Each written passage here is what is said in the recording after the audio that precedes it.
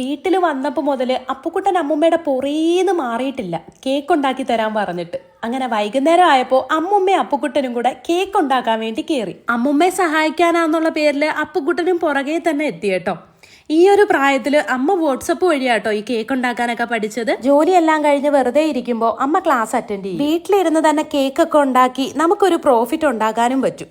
അങ്ങനെ അമ്മ ബാറ്ററൊക്കെ റെഡിയാക്കിയിട്ട് അതങ്ങ് അടുപ്പത്തേക്ക് വെക്കുകയാണ്. അപ്പോഴാ അച്ഛൻ വന്ന് പറഞ്ഞത് മുറ്റത്ത് മയിൽ വന്നേന്ന്.